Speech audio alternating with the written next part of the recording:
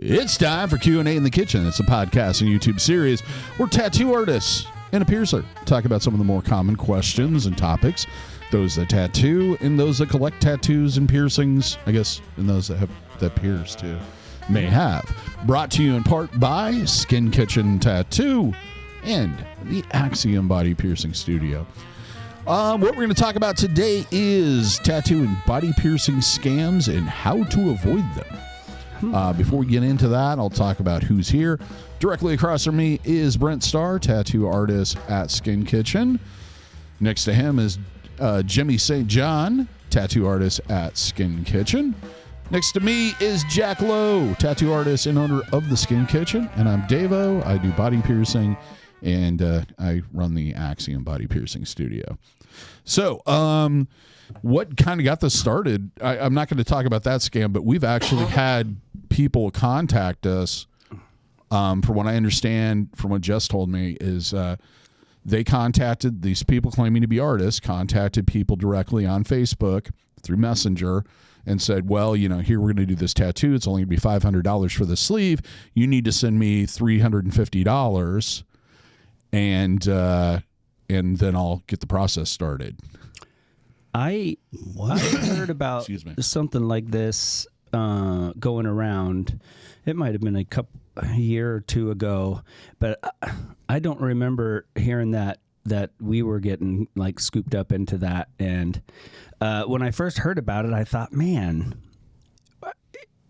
if it was that easy, you know, I'm thinking to myself, how, you can just call people up and just say, I'm going to put siding on your house in a couple weeks. If you give me half now, I can get you in a week. Yeah, but that happens. People walk up on people's houses and go, after a tornado or whatever, they were notorious for going in and going, yeah, I'll replace your entire roof. Don't tell anybody, but I'll do it for this amount. All you need to do is sign right here and give me $2,000.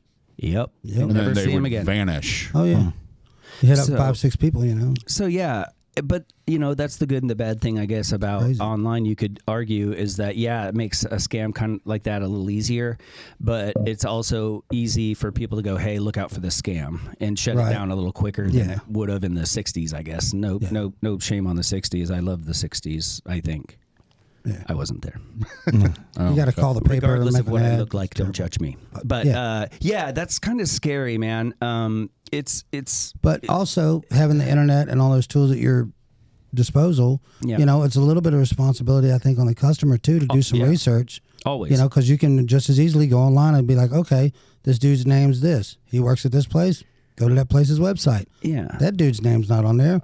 You know why? Because he doesn't work there. That's why. And that's Jess was alerted to this by our customers contacting her. So thankfully they were vigilant and paying attention, and that seems a little sketch. So they contacted her, and so praise them for being aware. But that is kind of scary. So it just said something. Yeah. So this has happened recently, probably 10 times lately. 10? Yeah. What? It's on tell me. So it's on Facebook. Somebody will set up a profile, and it's always tattoos by blank. Okay. So it'll be tattoos. I think one of them was tattoos by Mike. Another one was like tattoos by Jared. And if you go on their page, it's a bunch of different tattoos, and you can tell, if you really know what you're looking for, that they're all taken in different shops, and none of the styles. The artists aren't the same, obviously. No, they're definitely not the same. But these people put up ads, and then they boost it through Facebook, and then people see it. It's a lot of people. I think only one person was actually one of our clients, and it doesn't say on the ad or on their page where they work. So people will contact them after seeing this, after it's boosted, and then they're like, oh, yeah, how much for this? Like, I actually talked to this scammer and pretended like I was going to get a tattoo. So tell us about that. So we had a lady contact us, and she's like, hey, I've been talking to this guy, and he says that he works there, but he's not on your website. And he wants me to send him half of the price now. It's a deposit. And I was like, he does not work here. What are you talking about? And so she sent me all the information. So I contacted him. He was Tattoos by Mike. Yeah. And so you can tell that English was not his first language if you really read into it. And I'm like, hey, I really want to get this tattoo. This is the style I liked. And I sent him the photo of that guy in Paris that I really like. Yeah. That amazing tattoo artist in Paris. And he's like, yeah, I can do that. No problem. It'll be $500. I'm like, that is so cheap. That's amazing. Oh my God. Yeah, where do you work? And he's like, I work at the Skin Kitchen, and he sends me the address. And I'm like, really, you do? How come you're not on the website? Address? Oh yeah. 3800 Douglas. And I'm like, well, why are you not on the website? And he's like, oh, well, I just started there. I haven't been there very long. Yeah. I can actually send you all of these messages if you want to post them in the thing. Yeah, that would be cool. And he's like, so we go back and forth, and I'm like, okay. And he's pushing for that deposit. Send it to me. I think it was Apple Pay. And wow. Yeah, it was like half. I think it was $350 that he wanted down. And I'm like, yeah, okay. Are you sure that you work at Skin Kitchen? Because I called there. And he's like, oh, yeah, I do, definitely. I'm like, well, that's really funny. Because guess who does work there? And then he starts sending back, I'm a legitimate business. You're trying to hurt me and all this. I was he's like, a victim. I was like, you guys are kidding me. That's you poor. Why would you get in the way of him feeding his family? So normally most people that I've talked to have caught it, or at least called me and been like, hey, does this artist work there? Because after that, I turned him into Facebook, and he turned into Tattoos About Jared or whatever. Okay. And so normally most people catch it, but we have had one person that came from out of town. She showed up here on a Tuesday when we were closed. So I guess they check our hours. Oh, good idea. To see Set it up when we're not even here. So then we don't find out about it. Supposedly, we don't know. We're not here. It takes a little longer. Yeah, right. This poor, I felt so bad for her. Wow. She had sent him $1,000 to do this tattoo. When I came back in on Thursday, we had 15 messages on our answering machine. Oh, She's like, I'm here, I'm beating on the door, nobody's coming to the door, what's going on? I'm like, oh, wow. So I called her, I'm like, I am so sorry, but, yeah, you got he doesn't work here. I've never heard of this guy. And I felt so horrible for her.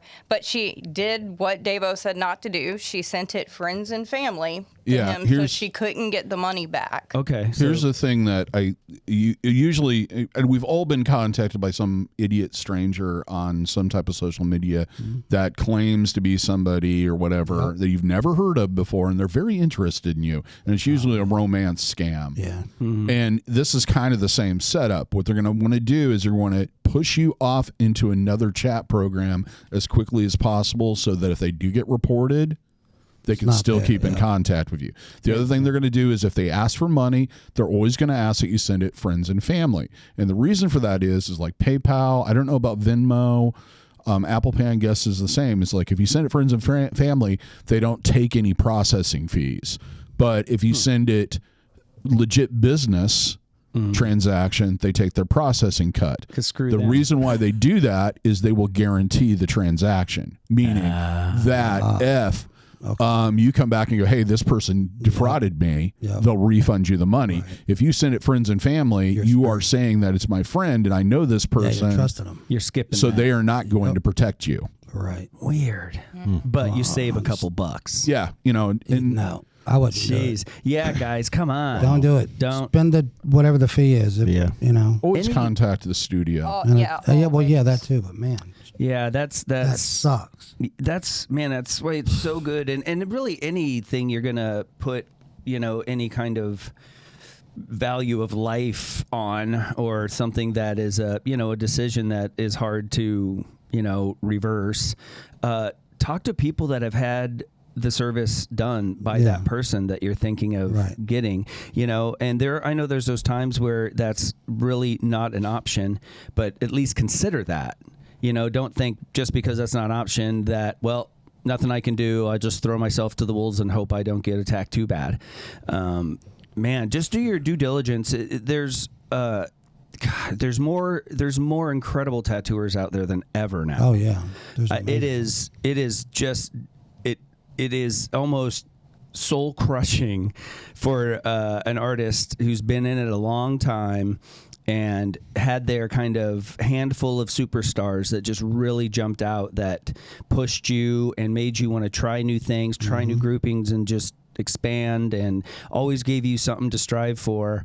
But it was always easy to find the ones that made you feel like it was worth tattooing another day. Yeah. So, but now it is almost impossible to find, There's people that's been doing it like 3, 4, 5 years that are just doing unbelievable stuff. Because I got to skip steps.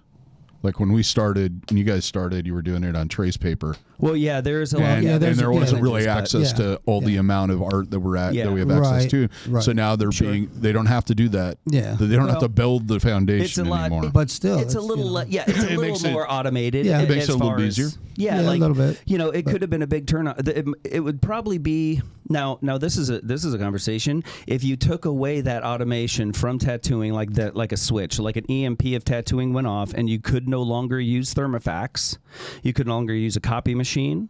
You could only use pencils, rulers, templates, like we used to. We used to. Hand stencils. How many tattooers would stick with tattooing? You had to make all your own groupings. It's a lot of had work. to solder all your own needles. Had to bag every single one. Had to autoclave every single one. Yep. Had to date every single one when you claved it, when it expired. You had to have them ready for the clients that were coming up. I would make custom needles back in those days for certain tattoos. Mm-hmm. Like if I had a big American traditional eagle to do. Yeah. I'd build a set of needles for that. And if I was going to do like a really realistic black and gray soft, I'd make a different set of needles for those. Yeah. Like a lot of times, that was kind of the fun part about totally. it. You could custom make needles. You could custom make all the way down to your needle. Not just your machine and how you set it up and everything else, but your actual needle. Yeah. See, I've got a new apprentice, Scott. Yeah. And one of the things she said to me just on Thursday, she's like, I really had no clue how much work goes on that's outside of taking care of clients. Mm-hmm. And I'm like, because we're still at that point where we have to reprocess tools. Mm-hmm. It's night and day difference. Yes, it is. Yeah. And just that homework type aspect, like now with information so available, you can just, couple clicks and bam, there's your references and everything. Yeah, because back in the day we had to go to the library and look stuff up in books and kind of hope we find the right angle, right? And it wasn't just really that easy to find those. That reminds me, I remember how many times did you have to go to Kinko's, right, to get stuff blown up or pay 20%. Because you forgot yours at the shop on the way to a convention. Well, I mean for a client. Oh yeah. Doing back pieces or different times you had to go because you needed a color copy or something. You have 5 different or 10 different percentages of size gradient, and I remember when they came out with the mirror button. Oh yeah. On the Fax? On the copiers and stuff. That was a big deal. That was just like, because we would all like do it and then do make a copy of the stencil because it was around the other way and this, that, and the other thing. But like you'd lose detail and it would get bigger and smudgier. And it would just, anything you had writing on, well, you can't just flip it around. Yeah. And it was as an example, maybe for an artist who's had the good fortune of not having to have a full 10 by 10 space with a drawing, table and light table and all that shit. Just imagine somebody comes in and wants Old English lettering in an arch from hip to hip that follows their belly just right, and as it lays across there, ends at the other hip, and all that, and all you have is tracing paper and a pencil. And you have to lay this tracing paper on their body, crinkle it against them to get this rough kind of draw the space. Absolutely. And then you've got to get the lettering, and now you have to blow up every letter to the exact same percentage. Then you have to cut those letters out of paper, and then you have to place that on a curved line and position it by hand by looking and spacing out to make sure that it's going to arc just right. Take you about 30 minutes, 20 minutes if you're cooking and the copier's doing what you want, and depending on how many letters. But then you blow it up to the size it's going to be on the belly, and the curve is fucked. That doesn't mean you go back to the slider bar on your iPad and nudge it. That means you start from scratch. Yep. I used to try to resize, re-arc, everything. Yeah. So there's a lot of artists that still do that stuff. They absolutely do. They do. But there's most of them don't, and I don't blame them. No, a large portion of the community, I think, doesn't even. They wouldn't know how to. And see, part of it, and why these scams are more predominant now, is, and they're a lot more sophisticated. They know more of the terminology now, right? Because that information's out there. Yeah. It isn't like if somebody would have called me up on a telephone back in 1988 and said, "Hey, I'm doing tattoos, and you only have to send me money, and make out the money order or Western Union or whatever would have been at that point." I would have said absolutely no. Nope. But now they can present themselves. You can see a full portfolio. Right. Well, they can pick only the best. In the 80s, there's just no possibility that you could have done that back then. Yeah. But they are becoming more and more sophisticated, so it's easier for them to fool people when they know the terminology. It's a good market to do because it's a very high dollar kind of. The prices can be everywhere, but you know it's going to be you're going to spend some money. So you're not just making 10 or 15 bucks if you nail somebody. Yeah. And it's something that a lot of people want, but they just don't take the time to go in, to do the research. It plops in their lap. Yeah, they don't have any experience. And they're like, shit, I can make an appointment right now for that tattoo I've been wanting, but I didn't know where to go or how to get it started, and I can just do it. Boom, and got them. That seems like such a good deal. I mean, how could I pass that up? I feel so bad for that lady. They appeal to the greed aspect. Yeah. Any good scam does. But it's still it sucks. Yeah. Yeah, it does. You got to watch your butt out there for sure. And what I was getting to the point before we got on the spiel about how bad we had it is for whatever reason, there's so many good artists out there. Oh yeah. That you have no excuse to get a bad tattoo anymore. Right. Before it was kind of luck. Yeah. It was luck who you knew, if you were there at the right time when they were the right amount of sober, the moon was in the right fucking phase, they were in town that week, and you were able to get something. But it's not like that anymore, people. No. You've got more information you could ever look through. All the questions are answered that you could have. Yeah. Don't let yourself fall prey to the this is easy. I'll just hit buy now. Plus, the other part of it is one thing that we worked hard in piercing about and the body art industry over the last 20 years is to legitimize our business. And by doing that, we have gotten more consistent with how we practice business. And if somebody's contacting you like that, that's not good business sense. The other thing is if they have the time to chat with you all day long, they're not busy. They're probably not a tattoo artist in the first place because they're not going to have time to fucking do that. And the they stuff hire they're people showing to do you, that. The stuff you're seeing on their portfolios or whatnot or their pictures. There's so much detail and time put into those tattoos. There's no way they've got all this time to sit and talk to you. Yeah, chances are. And they wouldn't be calling people up for fucking appointments. Right. He's my friend. Because if you tattooed like that, you wouldn't have to call anybody. They'd call you. They'd beat your door down to get to you. Right. And I think what they're trying to do is feed off of, there used to be a lot more travel tattooing. Yeah. And I do see it occasionally. Yeah, it's become more and I think that's what it is they think, they're only in town for 2 days or whatever. Yep. I think the traveling tattoo even artist has become more of a almost an urban legend kind of thing. Well, it's not like it used to be, but it's still a lot of going on. Now 99% of that is they're not going to try to make a buck where the fish are biting. They're going there because there's people there that are going to pay them tons of money because they're going to be there for a guest spot and they're booked. Yep. They don't got to call anybody to try to fill their chair because they're chasing where the fish are biting. Right. They're going there because they were asked to be Yeah. there, because they're friends and colleagues with the person that owns the shop. They want to collaborate, they want to learn, they want to socialize, they want to network, and then that artist gets to spread their seed in that town, and they can build a little clientele. Now that artist has got another little home they can pop to, and now through that guy, he met a couple of his friends that own shops, and now he's going to go do the same thing. And a guy from that shop's going to come back to this guy's shop, and we learn. That's and how I wound up here. Our artwork, exactly.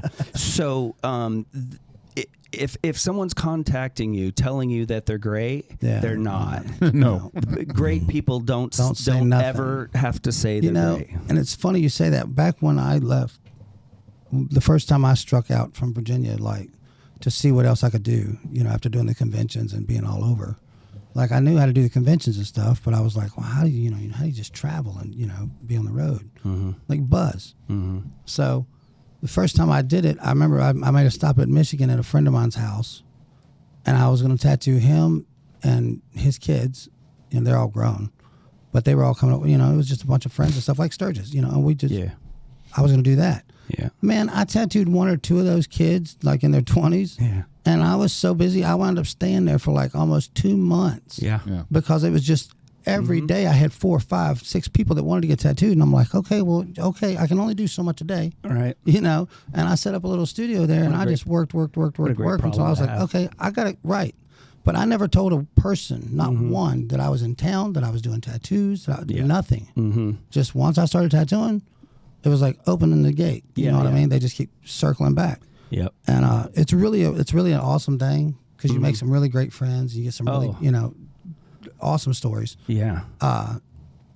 But it's just. Yeah, and the fun part for me by doing that, like Sturgis and things like that, is, and it's probably kind of a maybe an ego thing, probably, which kind of makes me sad right now to think that it might be, but. In a way, I guess, hopefully there's an angle outside of that you are getting people are willing and allowing you to put your artwork on them. And then thinking of all the people they meet that ask about their tattoo. Yeah. You are a part of that person's life, of their story. Your story, You're part of who makes them who they are. There's no erasing what that time that you spent with them. Think of all the people you've met for a few hours that you don't ever think of. They are poisoned. There's that connection. Yeah. And it's really fun for me to kind of think sometimes about someone out there I did a tattoo on that I haven't thought of forever, talking to someone, talking about the time we spent, and I was able to do that artwork on them. And it's just a neat feeling to, it's probably like selling a painting, I suppose, if you think, every time someone asks about the painting, but you didn't probably meet the artist, you didn't spend that time that you don't wear that painting. Right. It's a really kind of unique thing. Yeah. I mean, think about how many people, like let's say you tattoo 100 people. All right, 100 people go out and they meet another 100 people each. Well, every one of those people they've met have heard the story about you at this, this piece of art and where it came from and who you are. It's kind of neat. Like, there's a lot of people that know you that you don't know. Just to fuel the ego more, I guess. But think about this. If you were not a tattooer, but you were heavily tattooed or even had a substantial tattoo or whatever, and and there was a book called Joe Smith, and it was your life. There's going to be a small chapter, at least, in that book about you getting that tattoo. Yeah. Absolutely. It is a part of your story. Yeah, sure. It's and through all the cosmic things that happened, you and that person spent that time, and you became imprinted into that novel that is their story that made them who they are. So it's neat in that way to share that thing that can't not be mentioned, right? It's in someone's book. It kind of goes to almost the spiritual level. I mean, we've had a relationship. Humans have had a relationship with tattooing.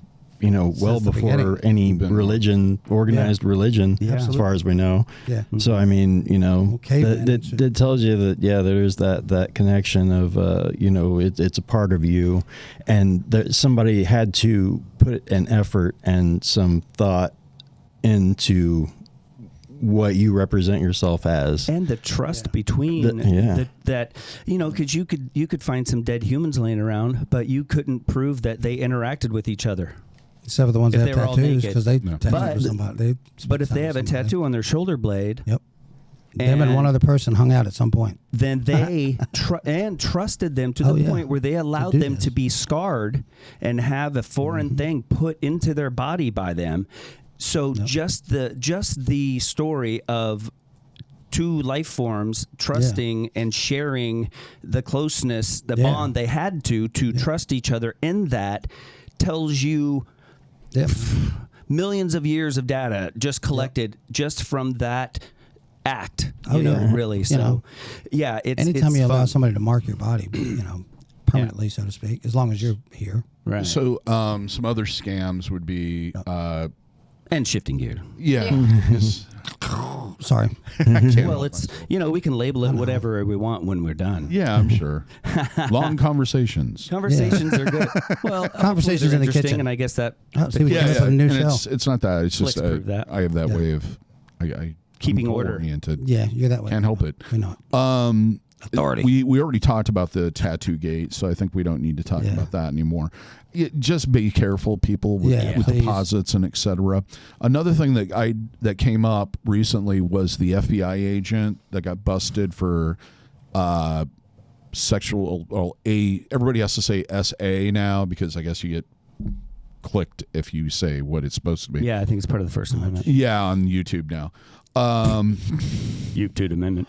Basically, he had conned these girls into coming in because he had contacted them on Instagram and told them, "Oh, I would be very interested in you becoming a model." And he portrayed himself as a female talent agent and also a tattoo artist, which he dabbled at tattooing, I guess. It's a sideline other than his FBI So thing. he shops Amazon. Anyway, so he's a predator and he got caught, and hopefully he's getting basically I haven't heard a follow up on it, but what his whole gig was he would have him come in and get that first tattoo session, and then he would schedule a modeling session and then get him in a hotel room or somewhere and basically put him in a situation where it's like, oh, hey, you take care of me and I'm taking care of you. You owe me this. It was almost like the tattoos were in somehow payment for the activity that he wanted. And I think it's impulsive because there's a lot of younger girls in their early 20s that want to get tattooed. I understand that. There's a lot of attractive women that do that. It's not a shortcut to getting a bodysuit. If you get a bodysuit when you're young, like 4 or 5 years old, they much more to cover. So it will get covered way faster. But yeah, you get what I'm saying. You're going to grow into that thing. I don't know how it's going to look. That fish is going to be something real special. Yeah, but if you're 20 years old and you're like, I want to get tattooed heavily, and you don't really want to get a real save your money, and you want to get into modeling, it's like too much of it's a very easy for a predator to come in and take advantage of that. Well, yeah, So this guy was an FBI agent. Wow. That must mean that's why that one ad was up I saw that was, jobs in Des Moines. It was FBI agent. You could be an FBI agent. I was like, yeah, that's what you want to apply for online. So have you guys experienced anything like that? There's always been kind of shady. I don't want to be a model, and I've already have tattoos, so. Somebody's raising their hand. Oh, my wife over here. I knew people when I was in my early 20s that were tattoo artists that weren't FBI agents that would do that. Oh, yeah. Not the sexual assault part, but they, traded in tattoos. Yeah. Which, whatever.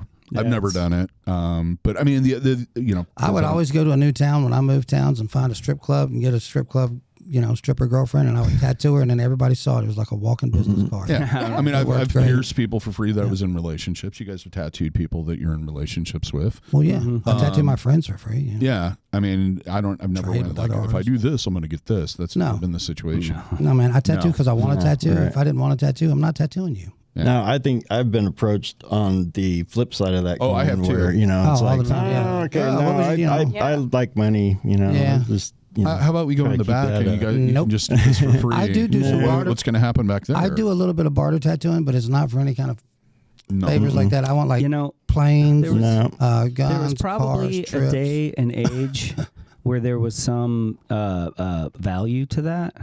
Yeah, when you're in your 20s. And to to be a woman and say, hey, I'll give you sexually what you want. But today it's like, who won't? It's everywhere. Yeah, it's kind of everywhere. It's there's no value in it anymore. Yeah. There's nothing. There's no other people. There's no value. Nope. There's no. It's just laying around. Why? It's not even a bartering tool anymore. It's just expected almost. So. They're going to have to come up with a new scam. It's almost sad or laughable if someone thinks that, offering them something sexual is somehow something that's hard for anyone to get this day and age. At all, no matter what you are, how old you are, what you look like, what you might be carrying as far as disease, anything. So how low does that put you on the scale of value? Yeah, I get that. Yeah. It's foul. And not only that, but you're assuming that the artist is just as disgusting as you are. Yeah, that they value sex over your personal well-being. It's you know, it's a long shot. Yeah, think about that sitting on the corner of your bed before you choose your worth in front of someone like that. It's that old Saturday Night Live skit, Ken Wan or whatever. It's sure, I cry myself to sleep at night, but could true love give me hot babes like this? It's that kind of situation. Exactly. It's like, no, we're not looking. We're human. We want better connections than that in our lives. I guess the thing that bugged me about this is I've known people that do modeling, and it's gotten into this kind of internet thing. It always does. And, and it's like one of them, I was just like, well, let me get this right. You went to this guy's home alone, right? That you'd never met before, and he paid you $200 to do these photos, and then you're upset because he tried to also do other things with you. Mm-hmm. I'm like, you need to play this a little bit smarter. I mean, Ted Bundy, that was his big selling point. Was he the one that would take, you're a model, you're beautiful? No, that was, what's his name? He was on the dating game. The Hillside Strangler? Oh, yeah. The guy who, he ate boys, didn't he? No, that was Jeff Dahmer. That's Dahmer. And, he's a cleaner cut looking guy. Real clean cut. I see him in like a tan, like a light. Yeah, that's Bundy. Bundy was more known to be like on the college.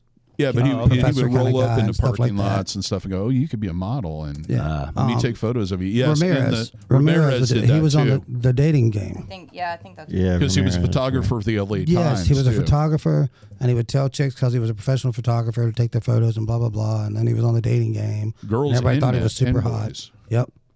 And Google gave me Rodney Alcao.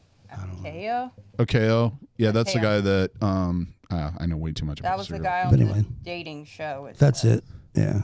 Yeah. But Ramirez was the photographer. He was the one. And stuff, but yeah, he was the one that, and he was also like Romero, like he was taking people's souls. That was his whole motivation. They thought, they're all nuts. It's allegedly. It's about. So what I'm getting at is, if you want to, if you feel like you're probably going to get taken advantage of, you're going to get taken advantage of. Yeah, if you start getting weird vibes about something, chances are you're getting into something you probably don't want to get into. Do your research. And and bring a friend. Always. Yeah. and people need to focus. I think I'll preach here for a second about keeping a very valued small circle of friends that truly care about you and your well-being and want the best for you, rather than how many people around you know your name. Yeah. Because a lot of people have a lot of different ideas of who you should be and what you should be. And most of them want you to do that because it benefits them, not because it benefits you. So the fewer, more educated, loving voices you have around you, and it might be one, outweighs all of these other people's knowing your name and having an opinion on who you should be, and they don't care a damn about you. So stick to people you trust and that really care about you, not about you becoming the person that you need to be to make them happy, to give them what they want. Yeah. So stick to that, and things like this, getting scammed, will be less and less because you'll be surrounded by people who truly want the best for you, and that more often than not is going to happen rather than the latter. So, yeah. And on top of that, it's like, I trust more people that when I come up with an idea and they say, no, that's not going to work. Absolutely. I trust people that are like, oh, that sounds great. Let's try that. I've never done that before. Someone who says that they're your friend and is your friend is the only one that would say that's stupid. Yeah. Other than someone who is just saying that because they're intimidated by you. Right. So, saying, dude, you can do better than that. I know you can. You're a better dude. You know, that's I know you're in love with it now, but you'll see, man. Because I know you, man. You know, even if they might be a little bit wrong, it gives you a perspective of at that moment why they might have thought that you were wrong. Mm-hmm. They're not trying to bring you down. They're going, hey, man, no, you know, I know you got this. You know, you're better. That is them being truly your friend, saying, don't let yourself slip like that. Don't convince yourself that you are lesser or that, you know, you're a bad guy. It's not that. It's that I know you're a better guy in there, and you're convincing yourself you're not. And how many people do you know in terrible relationships that you're like, you're better than this? Absolutely. It's not, you know, maybe you deserve to be alone because alone's going to be even better than this. Right, yeah. But it's like, oh, no, I'm sticking so with lucky people that I have this. It's like, no, you aren't. Yeah, sticking with people that tell you what you want to hear gets you absolutely nowhere. It's figuring out those people that truly want you, for you to be happy. Yeah. And people that want you to be what you need to be to make them happy. Yeah. So look out for scammers. Yeah, and yes, men. And that can take years. It can take lifetimes to find those people. So if you say I've got 50 friends, you probably don't have one. You have no idea what, you know, a true friend should be. If you can say I got 50 and I'm 18. I just graduated. Then no, you don't. There's no way. Because I'm almost 52 years old, and I can count my true friends on one fucking hand. So, I know a lot. There of people, that is. Well, knowing a lot of people is different. And don't get me wrong, I love everybody. Yeah, I mean, everybody. Yeah. But people that truly will tell me what I have to hear and what I need to hear because they know that I need or can do better. That's the people I want right around me. Everybody else, interesting perspective, man. Okay, that's interesting, but I'm going with these guys. Yeah. Anyway, I love you all. Everybody, remember that, man. Just somebody is you along in that book. Yeah, they might be back a few chapters and being that retard you were back then. And we're all going to be in a bunch of books together. None of us got a freaking manual with this thing, man. No, man, we're freaking it They out. gave you a super computer and the fastest, coolest body in the world with no manual and said, okay, now don't fuck up. And they give you the little, like, you know, blind people stick thing. Like, don't hit anything. Yeah, and tell you you're doing it wrong. You think? You're holding it wrong. How could I do this wrong? Everything was laid out so perfectly. You know? No pressure. Anyway, but yeah, don't get scammed. Ask a lot of whys.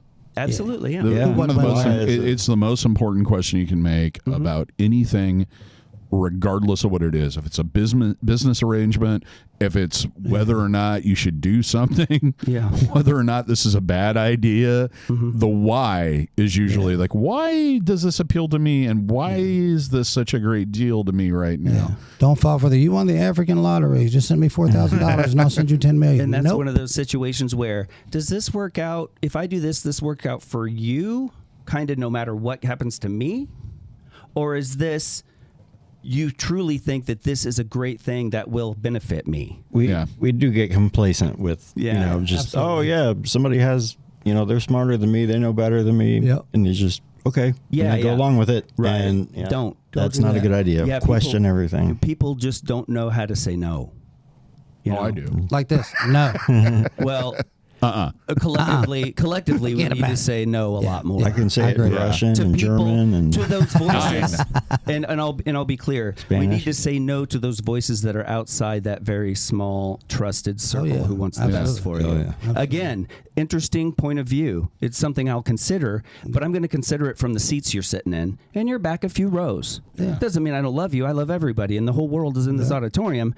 But I got my brain trust. I got the people that I will stop a bullet for with my body if I can, kind of stuff, because they want me to be as good as I can be. Right.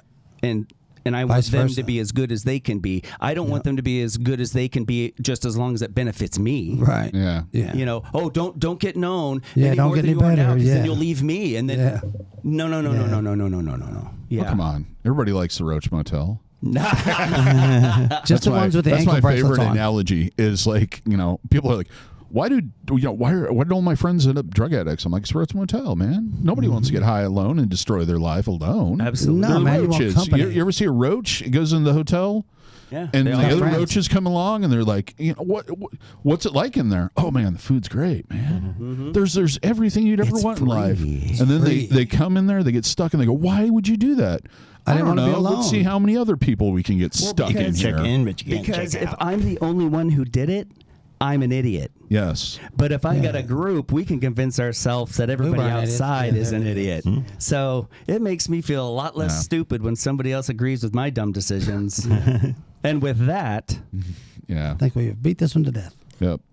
shtick. I just want to say, I've been kind of shook by the natural disaster out in California. That does kind of affect our community to a degree because Absolutely. tattooing, Same thing in North California was a Carolina.